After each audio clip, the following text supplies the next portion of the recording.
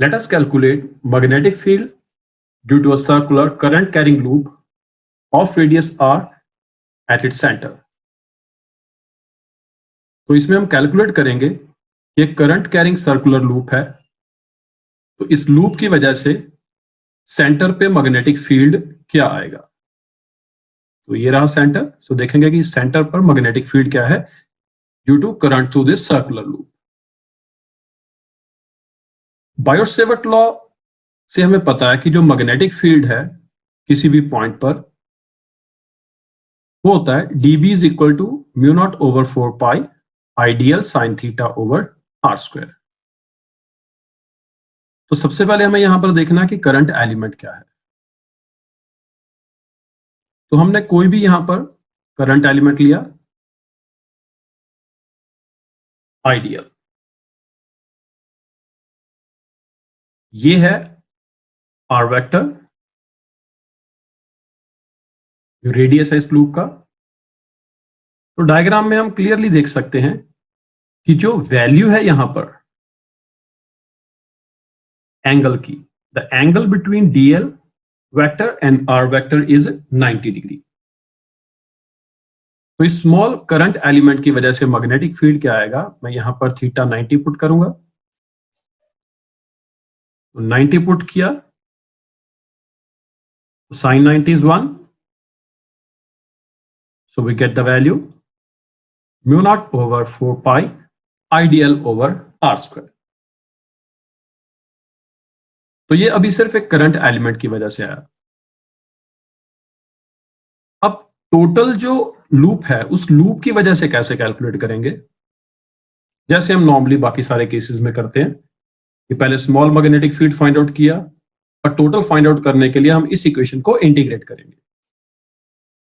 तो अब अगर हम इंटीग्रेट करते हैं तो इंटीग्रेशन करने के टाइम बाकी सारी टर्म्स तो कांस्टेंट है, म्यू नॉट भी कांस्टेंट है, 4 पाई भी कांस्टेंट है, करंट भी कांस्टेंट है और आर भी कांस्टेंट है। इसको हम कांस्टेंट ले लेंगे, ये बाहर आ जाएगा। तो इंटीग्रेशन के अंदर रह जाएगा सिर्फ डीएल। इसका मतलब है कि अगर हम ये सारे करंट एलिमेंट्स को ऐड अप करते जाएं, जैसे ये करंट एलिमेंट था, इसी तरह ये सारे करंट एलिमेंट्स को अगर हम ऐड अप करते जाएं तो हमारे पास क्या बनेगा, तो हमारे पास ये पूरी एक रिंग बन जाएगी और सर्कुलर लूप। इन सभी को अगर हमने ऐड अप किया तो हमारे पास आएगा circumference which is 2 pi R. तो डीएल की इंटीग्रेशन आएगी 2 पाई आर। तो हम यहां पर डीएल को पुट करेंगे, it is 2 pi R. So what we get, हमारे पास ये जो रिजल्ट बनेगा यहां पर, this is mu naught over 4 pi 2 pi I over R. इसमें वैल्यू पुट की थी डीएल की, और ये डीएल की वैल्यू पुट की तो आया 2 पाई आर। ये अगर एक टर्न है, अगर हमारे पास n टर्न्स हैं, और n टर्न्स है तो हम n टर्न से n से मल्टीप्लाई कर देंगे, तो हमारे पास आएगा mu naught upon 4 pi 2 pi N I over R. तो ये रहा मैग्नीट्यूड ऑफ मैग्नेटिक फील्ड। तो वन इंपॉर्टेंट थिंग कि अगर हमारे पास ये पूरी सर्कुलर लूप ना होने के बजाय अगर ये सेमी सर्कल हुआ या कोई और भी हमारे पास इसका कुछ पार्ट है इस सर्कल का, तो फिर हमारे पास रिजल्ट क्या बनेगा, क्योंकि उस केस में अगर डीएल को आप इंटीग्रेट करोगे तो वो 2 पाई आर नहीं बनेगा। तो अगर सेमी सर्कल है तो डीएल को इंटीग्रेट करके हमारे पास बनेगा इट इज पाई आर।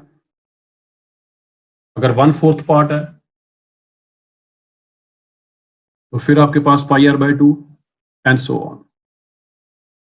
तो इन जनरल हमारे पास क्या बनेगा, तो instead of writing the 2 pi we will write the angle subtended by coil at the centre.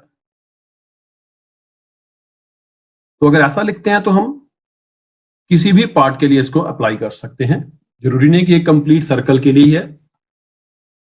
अगर हमारे पास सेमी सर्कल है या कोई और पार्ट है, अगर हमें एंगल पता है तो मैग्नेटिक फील्ड फाइंड आउट करते हैं एट द सेंटर।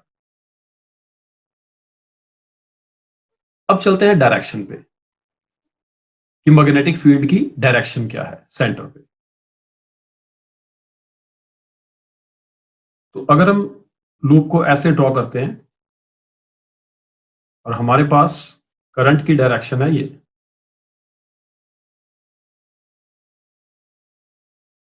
हमें पता है कि अगर मैग्नेट करंट स्ट्रेट हो तो इसके अराउंड मैग्नेटिक फील्ड लाइंस जो आती हैं वो सर्कल की फॉर्म में आती हैं, like this. By using the right hand rule we can find the direction.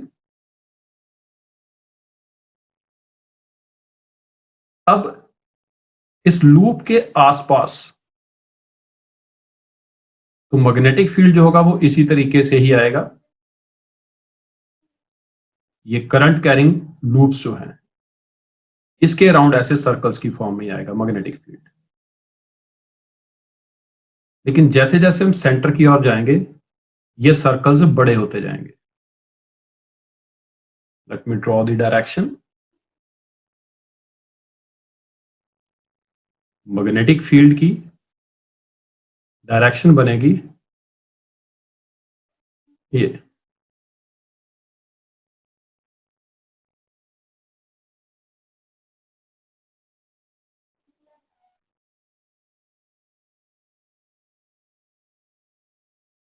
This is the direction of magnetic field.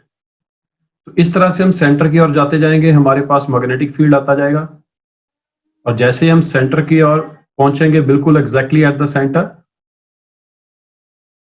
ये रहेगी मैग्नेटिक फील्ड की direction.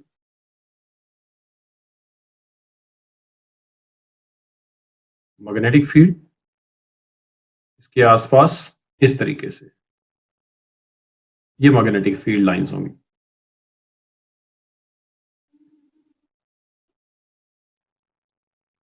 So this is the magnetic field due to current through this circular loop। और centre पे बिल्कुल straight आएगा magnetic field. Value क्या आएगी ये हमने अभी यहां पर लिखा था। The value of magnetic field is this.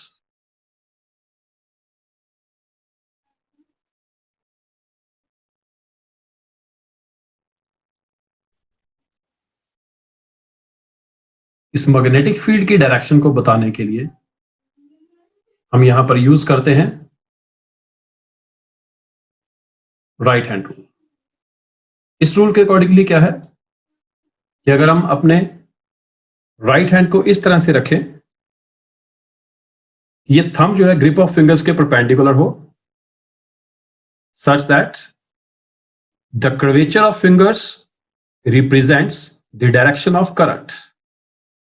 अगर कर्वेचर ऑफ फिंगर्स जो है वो करंट की डायरेक्शन को रिप्रेजेंट करता है, तो ये हमने इस तरह से अपनी फिंगर्स रखेंगे तो हम देखते हैं कि जो मैग्नेटिक फील्ड है, मैग्नेटिक फील्ड आएगा इस तरह से स्ट्रेट।